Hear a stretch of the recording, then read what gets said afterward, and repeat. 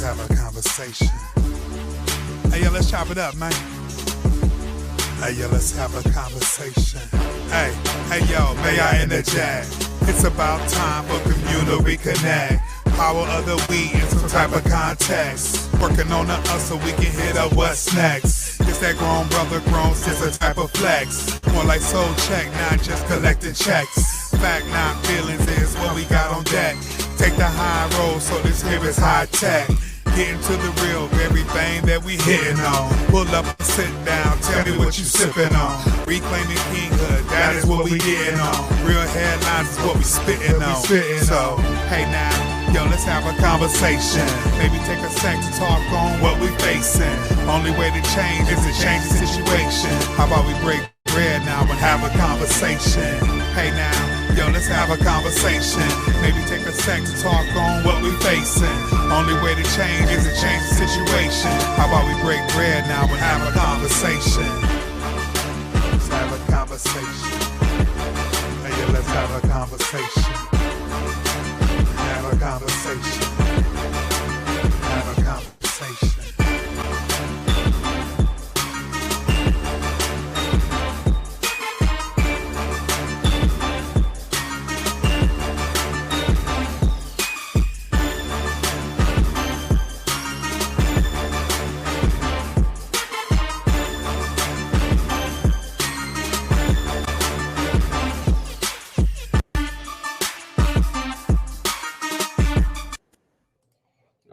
Y'all, we are back. We are back. And we are the Real Bravado Network, and this is Have the Conversation. All right, strap in. Let's get to work, y'all. Before we get started, do me a huge favor. Go to Real Bravado Network on YouTube. Hit the subscribe button, hit the thumbs up button, hit the bell. That gives you the notifications of when we're going to be doing our show. So go ahead and do that for us, okay? Also, those of you that are viewing live right now, let me do this real quick. If you want to participate in the stream, all you got to do is, I'm going to do this real quick. I am going to, I just put a link in the comment section, and all you have to do is click the link and you can come up on the stream with us, okay? All right, so here on Have the Conversation, we do dare to be bold and not silent. So let's get down to business. I'm going to introduce myself. My name is Tavares J. Moore, and we talk about Black people issues from an image perspective over here on Have the Conversation.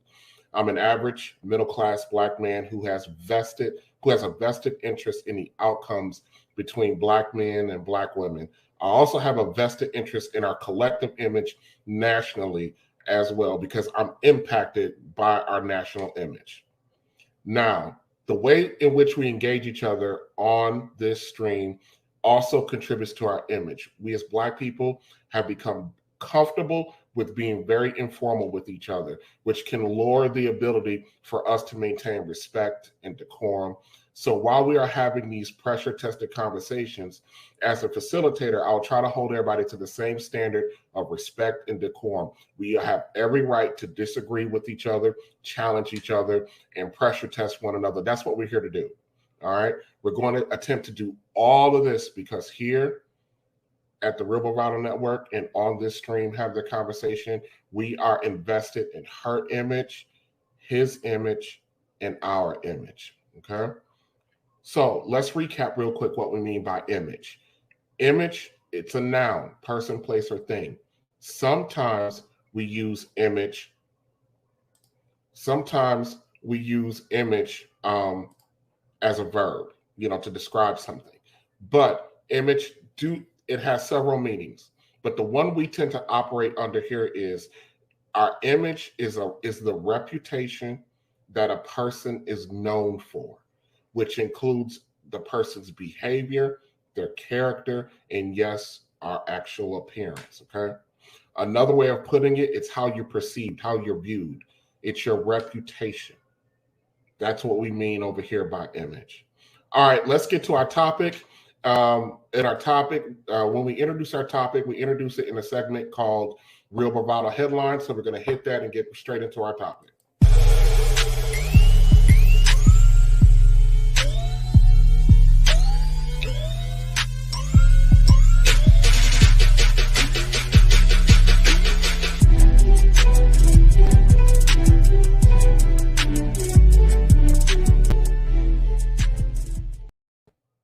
Okay, our headlines today. Now, since we've started streaming, the one thing that we have consistently done since we started streaming is taking on issues from her image or from our Black woman's female's perspective. And we've covered an array of topics on under that. And we're going to be wrapping up. I don't want to say wrap it up because we're kind of going to put a pin in it. Over the next 4 streams, we're going to be kind of transitioning from dealing with our relational issues from her perspective, from her image, and we're going to start transitioning to his image. Okay, but the one thing that I wanted to do with today's short stream is talk about, are our women offering us a fair deal? Meaning Black men, are you offering us a fair deal? Over and over and over again throughout all of our streams, I constantly bring up the issue.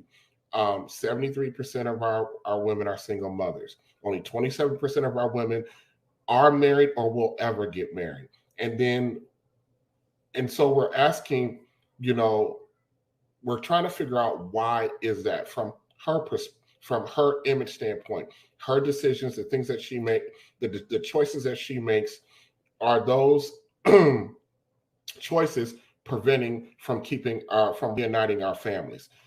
I normally write out a whole little monologue about the issues, but today I'm not going to necessarily do that before I bring on the panel.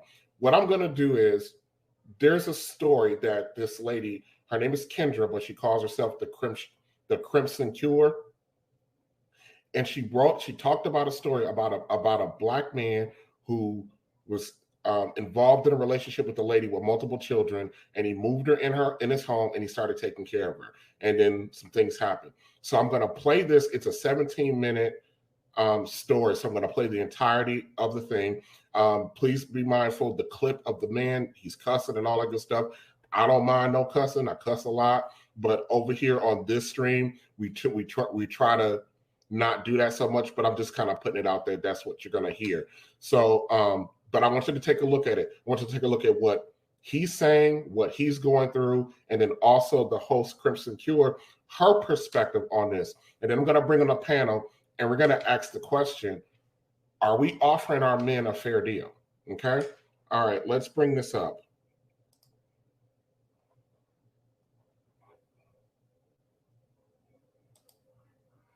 Also, because it's a YouTube thing, sometimes they embed, sometimes they put advertisers in the middle of it. So if that happens, we'll just get to it. Okay, we'll just deal with it. All right, let's take a look at Crimson Cure. And this is my perspective. So what we're talking about today is I got some commentary on the viral video that's been going around of the man that's putting out his girlfriend and her children's things on the curb, and he's explaining like why he's doing that. And I want to go ahead and share the video, and I want to give my perspective on it, because he does an excellent job of explaining why he's doing what he's doing. But then there are other elements that I think people miss. So I'm going to show the video, and then I'm going to come back and give my perspective. So give me just one moment. Let me go ahead, and here we go.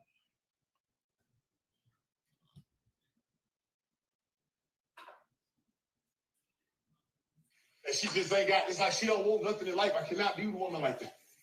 All we do is argue. She don't want to work. She pick her kids up, drop her kids off to a mama house while she go out and be in the streets all night. And I'm already paying the bills.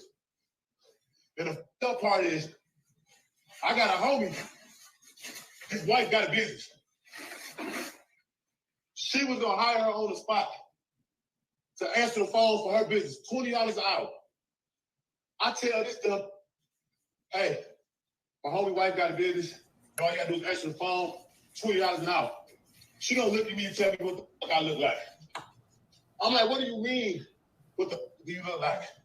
$20 an hour. You telling me you can't work for $20 an hour to sit on your ass? That's when I knew I could. That's her kids' stuff. It's like I can't do it. Her kids tearing my house up. You know what I mean? I love them kids, my dear heart, but I can't do this. Sometimes you get fed up. I'm waking up. I'm going to work every day with attitudes, getting into it with my boss, arguing with my employees. My coworkers. And it's like I just can't do it. God, please forgive me for doing this. I never meant to be this way. Like, I'm a good man at heart. But sometimes you get fed up. And I asked her 7 times to leave. And it's just like, I can't deal with this no more. And she...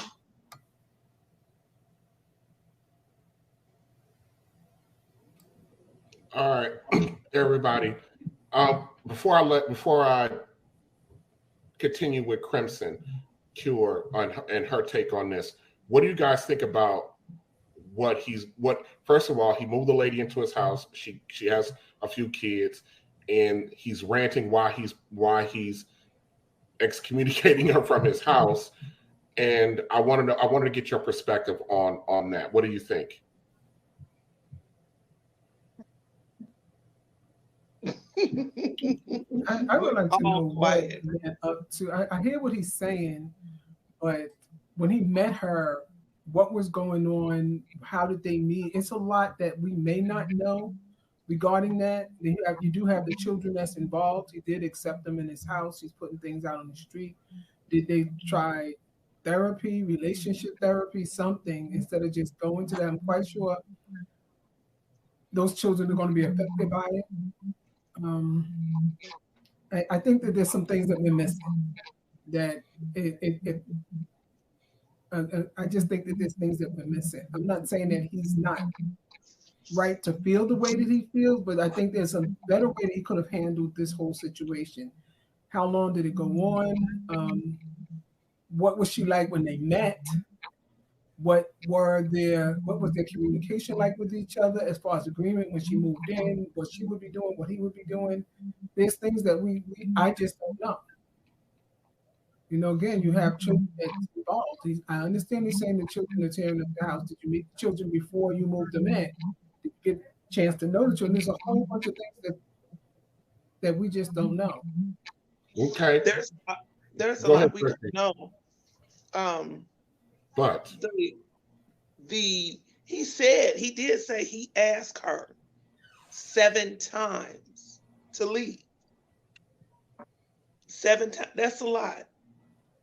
So, relationship, going through relationship counseling does nothing if you don't get individual counseling.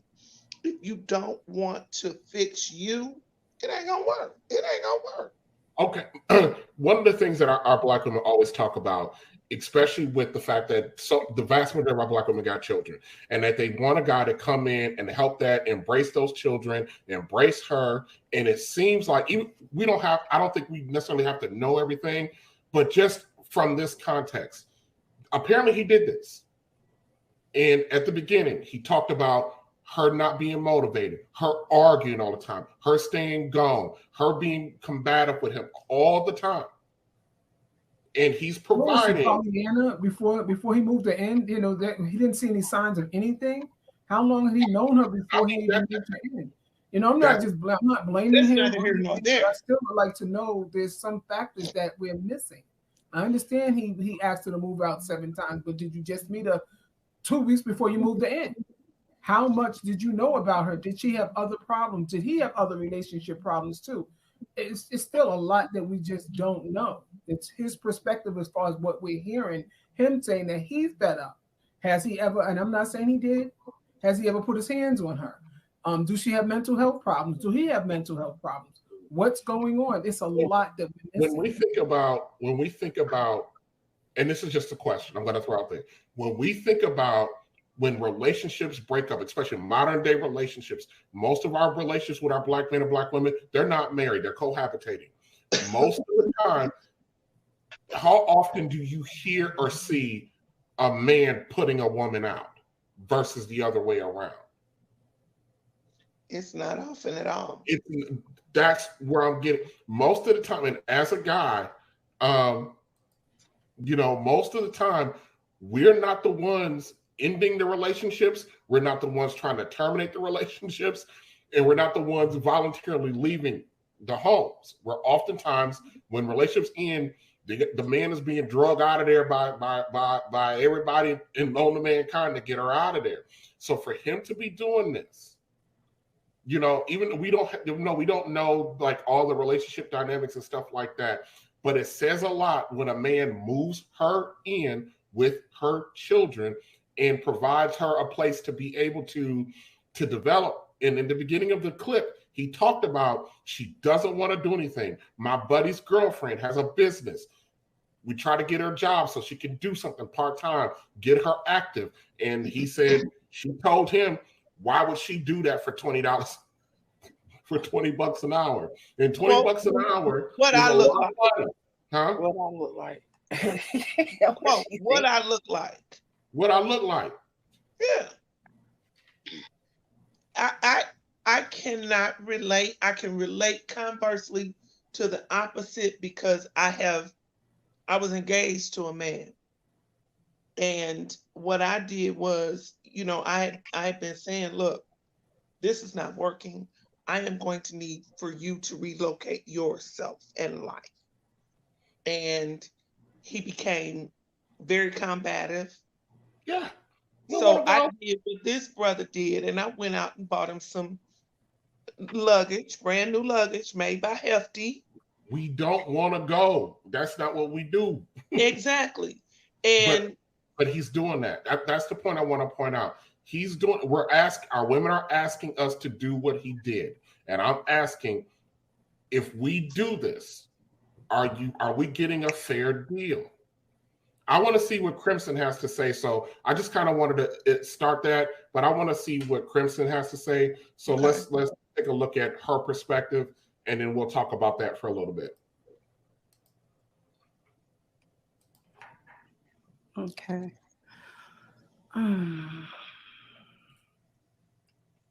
So, first of all, prayers for that man, whoever he is. I feel for him. I hope that he finds the peace of mind that he so desperately needs, that he could not find with this woman in his life. But he does an excellent job of explaining real quick why he's doing what he's doing. He says several things, which I'm not going to go over each and every point in the video. But basically what he's saying is, listen, I took a chance on a woman that had children, okay? And this is the case with a lot of Black men. The complaint from Black women is that Black men always lead their kids and they always, are doing Black women wrong, or they're not taking care of them. But that flies in the face of the fact that there are plenty of Black men that do exactly what this man was doing right here.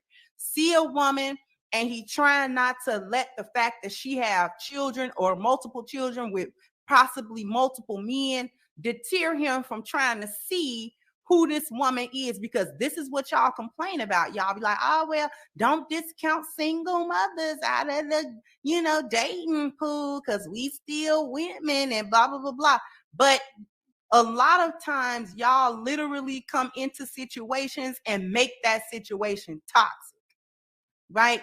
So he's explaining how he's trying to give her the 4 P's and she's rejecting them.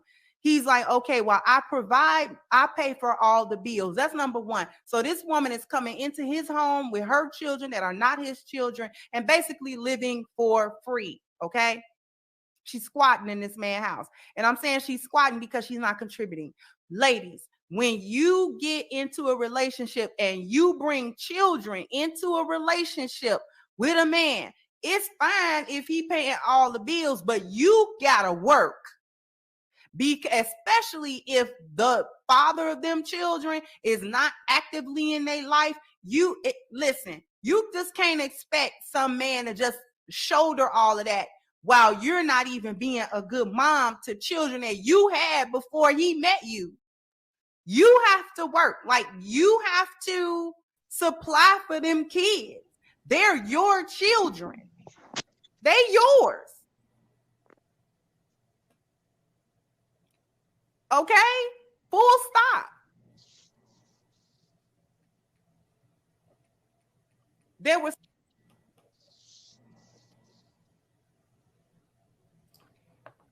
What do you guys think what she's saying so far? She's speaking the truth. Huh. I agree. I agree with that. I agree. I agree totally.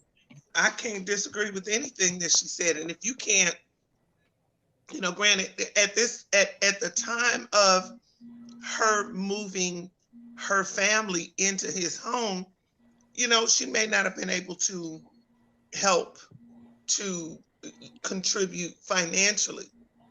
Don't let them kids tear up that man's house. I don't know if you ladies understand. No, go ahead, Dr. Thomas, and I'm gonna say something.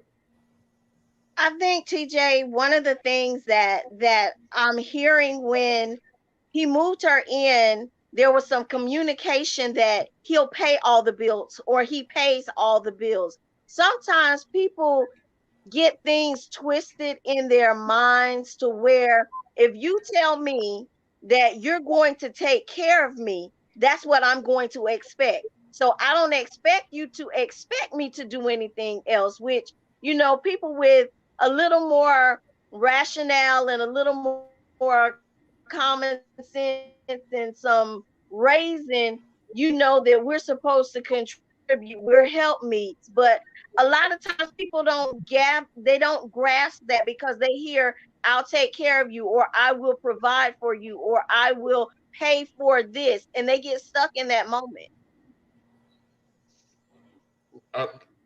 I don't know if you ladies know this or not, but I'm just going to put it out there. When you have a character-driven, productive fella, when he says he will take care of you, that's exactly what he means. There's no way around. There is no me personally. My home, whatever it costs, the mortgage, the light, the gas, the food, the property tax, whatever, that is provided for without you here. So absorbing you into my home doesn't add to those bills. Okay, my light bill might go up $30. My water bill might go up $15, but that's negligible. My food bill might go up a little bit. That's negligible. Most productive men, even, I don't care if you call old school men, but most men who lean traditional, you're not saying I have to be traditional, but lean traditional, have no issue or no gripe or usually no expectation for her to come in and financially contribute if he's in the position to do that and if he's provided that. The issue comes in when that behavior becomes ungrateful and becomes usury. That's when, and I think, and we're going to assume a lot from the situation because we don't know, but I'm assuming his issue wasn't that she wasn't paying bills, it was she wasn't doing anything.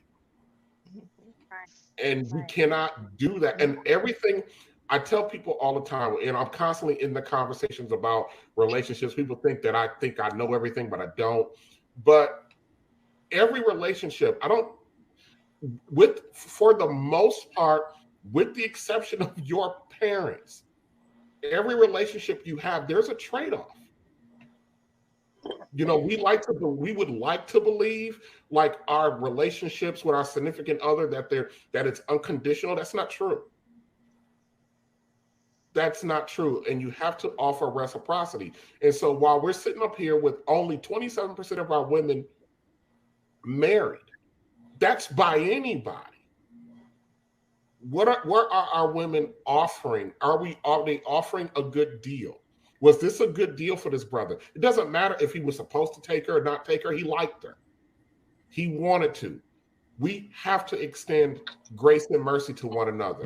Just because the woman I might be seeing got 4 kids by 8 different men, if I find something of value in that woman, that's fine.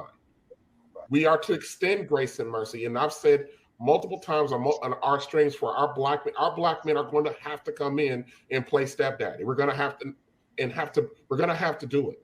There's just not enough women out here that don't have children for, if you want a black woman.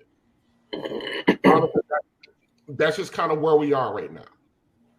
You know, and it's not a shot, it's just where we are. You know, are our women offering a good deal for that? That's what I meant by, you know, the old saying, a man's home is his castle. You know, cook for him, have the kids, have the household clean. Make sure that when he does come home, he's got peace. Don't have the kids running around and the house all torn up, and he got to come in and figure out something to eat for dinner. You know, if she's there, do that. And that's, you know, if that's not happening, I don't think most women will be that, that female that just does nothing. No, Christy. Yeah, I don't, Miss Christy, I don't know about that. I think it's a difference in the generation. Because for our generation and the older generations, yeah, we know that if the man is working and he's bringing stuff to the table, then the least we can do is make sure that the house is clean and the food is cooked and he has clean clothes or whatever. Right. But this new generation, that is out the window for them. And that's my opinion. I don't believe that they value that. I believe that they are in a place of, you said that you're going to take care of me. I'm going to hold you to that. And that means that I can sit on my tail all day long, watch TV, be on the internet, whatever I want to do. And I don't have to contribute anything. And if you have to come home and find peanut butter and jelly or bologna, that's your problem. And Miss Dr. Thomas, believe it or not, you know, I work around a whole lot of women, given the two jobs that I do. I work in social services and I work in healthcare. And these ladies between 25 and 40, that's their attitude. And a lot of them is, well, I work, and I always tell them, who cares what you do? Your responsibility is your responsibility. A man can't come to no woman and be like, well, I'll be a provider if you do blank, blank, blank. You know, a lot of times, especially our women, when most productive black men want you to be submissive. And a lot of women are like, well, I'll be submissive if you can provide, or I'll be submissive once you marry me. No, a man can't come and say, well, I'll be a man once you make me your husband. We can't say nothing like that. That sounds crazy. Right. That sounds absolutely nuts. And I always ask the question to the ladies. I say, listen, I get all of that you're working and you earning. You might out earn your due, which is fine. But I always ask, what is his primary job? What does providing and provision, which they don't know, a lot of them don't know the difference between providing and provision and what goes into that. So what does that look like? What is his primary role to you in protecting you? Protection means if something goes bump in the night, he has to go lay his life on the line for you. And what kind of work or money that you got to bring in is worth more than his life. That's why you do that, because that's his job. His role is a higher calling. You're not required to sacrifice your life for your husband. I'm not saying that not a woman wouldn't be given, depending on the circumstances, but that's not your role. That's his role.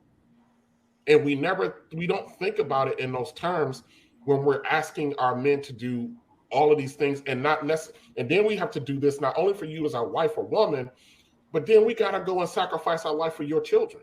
What if I have a child? How's that fair to my child? That I got to go sacrifice my life for your children? So back to the question, are our ladies offering us a fair deal? Let's finish what Crimson has to say.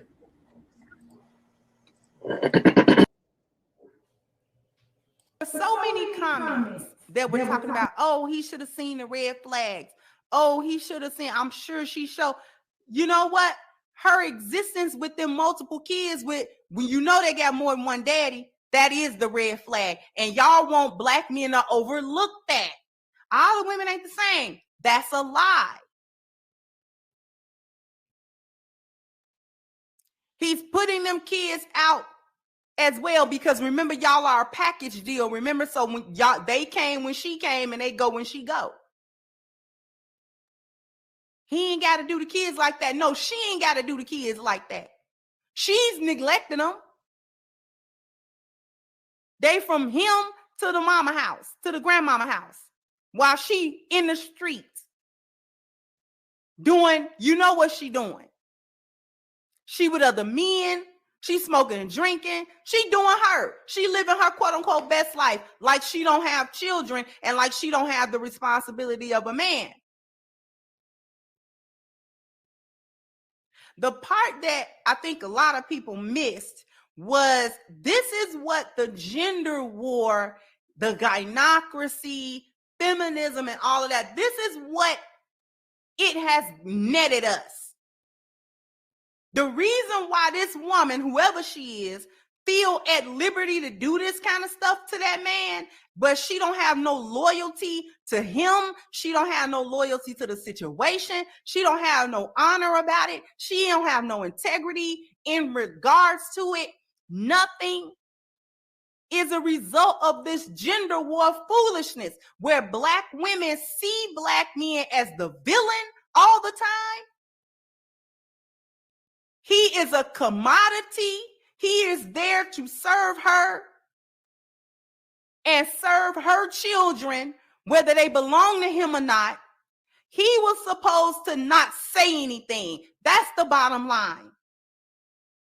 He's supposed to not say nothing. He's supposed to keep up with everything while she do what she want to do.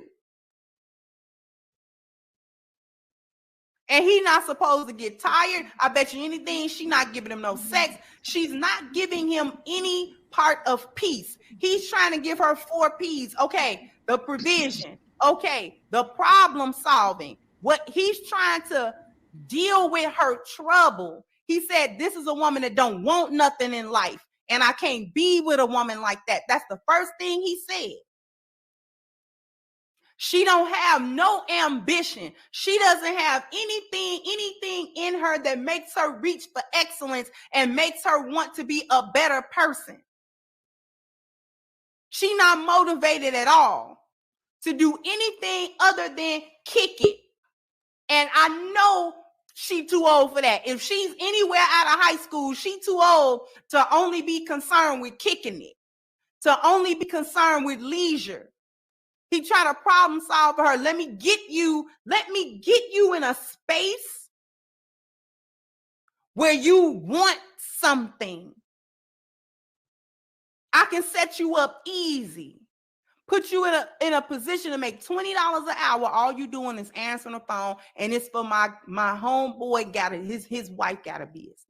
So you'll be working for a woman, since y'all so big on that. And for her to turn to him and say, what I look like in this society, in this climate, with inflation, this is how blind black women are. This is how dumb you are. You don't understand what this man trying to get you to do. He's trying to motivate you and support you. You so quick to think he wants your little money. That's not what he wants. He just want a woman that's not a bum, that's not sitting around, kicking and chilling, waiting on him to figure it out. Yeah, I'm over here chuckling a little bit after her.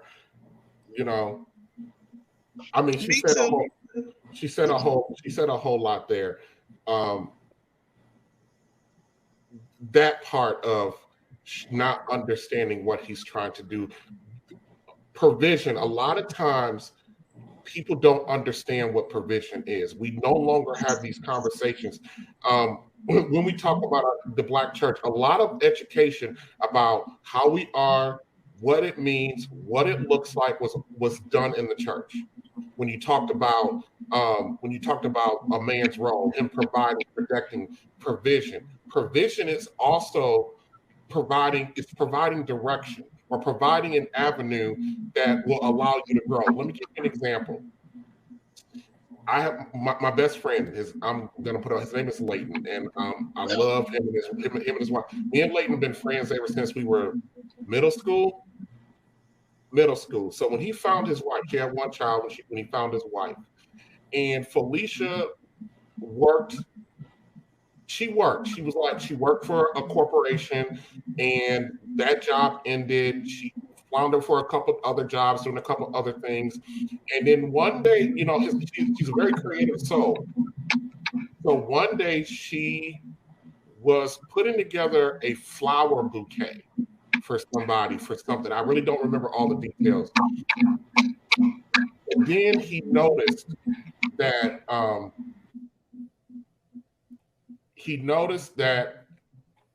let me move that down. So he noticed that his wife had a very good keen eye for that. So the brother figured, hey, let me help her with this. And it became the birth of their floral business. He took out another loan in his house, got her a building. My buddy has an MBA, I think in is it in finance or something like that. He's a business minded guy. He runs the back end. She's the creative end of their business.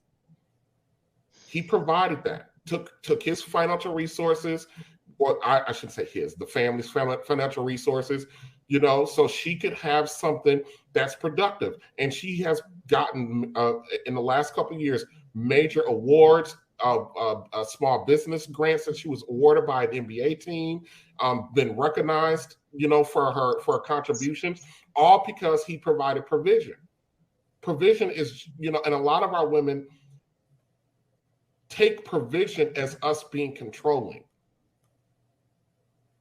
God gave our women certain sight gifts, and they gave your man certain sight gifts.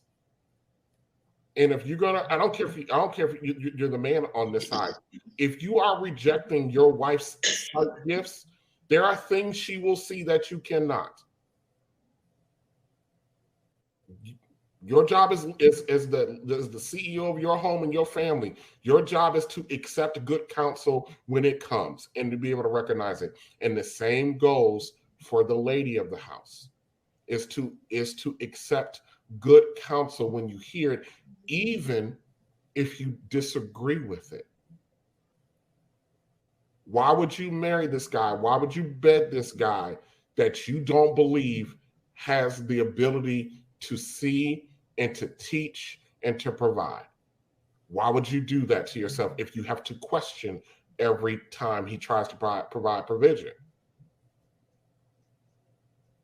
So I thought that was very interesting when she talked about a lot of our women don't know what the guy is trying to do for you, And I was listening to a show the other day, and I'm just kind of rambling. I was listening to a show the other day, and they're talking about a lot of our women, nowadays want to build a man, wants to be responsible for his success. That's not your job. You don't want the man that you have to build. I tell women all the time, you want a project, go buy an old Chevy. I've had many Black women get angry at me when I tell them that Barack Obama would have been Barack Obama without Michelle because of who he was. Did Michelle make him better? Yes. If you watch a lot of the documentaries about the political stuff, one, she was completely against it, him running for public office. But when he decided to do it, she got on board with it. And this was a woman who was a lawyer. And by the way, was a better lawyer and a smarter lawyer than her soon-to-be president husband. But she supported his vision. And then once she decided to support his vision, she took her knowledge, her skill set, her education, her sight, and helped provide him with good counsel. Barack Obama only lost one election in his life. And the first one he lost was because there was no Michelle around to provide guidance. And when they got married and he started running for, you know, his offices, she helped. And there's nothing wrong with that. That's not building the man. The man was already built. It's a partnership. What'd you say? That's a partnership. Yeah, I don't like the word partnership, but I get it. But I get it. So I don't know. What are we doing? What do we say to our ladies? I mean, there are days. I said this, I think a couple of days ago. I said, I don't know. Are our women today? Are they actually marriageable? That's a good question. I mean, because our women, black girl magic, and I always say, well, if you got so much magic, I mean, a man wants a dynamic woman. No, a man almost don't care what the woman race is. He wants a dynamic woman. So if our black women are so dynamic, so magical, so this, why aren't every other group of men rushing to get you? I'm talking about en masse. Because we've been put off as the angry black woman, and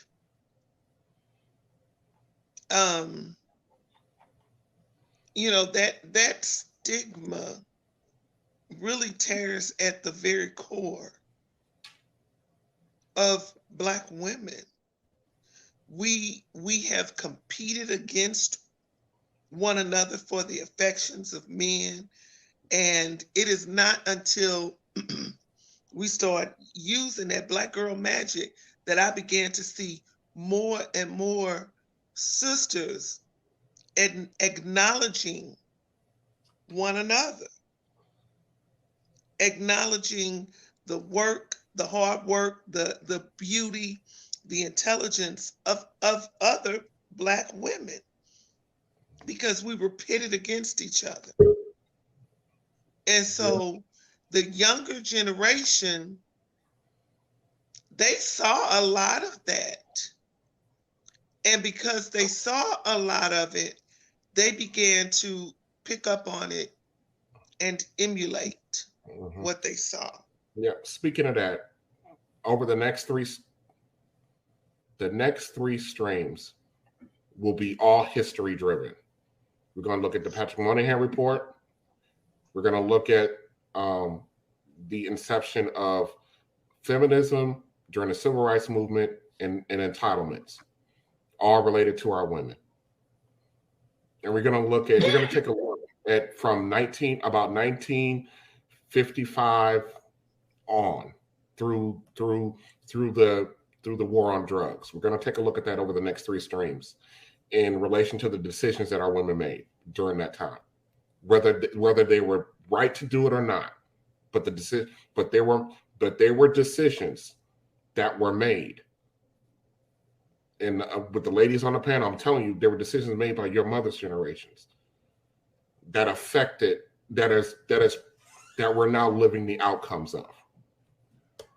So, but yeah, my question, is it a fair deal? I can't say yes or no. I lean no, it's not a fair deal.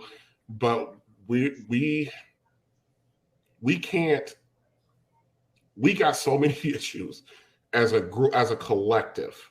It's hard to sit there and say this one thing or this three things, because they're have now been so woven into the fabric. We're not even going to talk about, the psychological imprinting of slavery and the conditioning and that we've all had to go through. But here's the thing: in this 2022, that only 27% of our women are marriageable. 80% of our kids are born out of wedlock. It's unacceptable. It's ridiculous. And I think we all should wake up angry every day about that. But we don't. We don't. My lady friend, I told her she has a 24-year-old son, good-looking boy.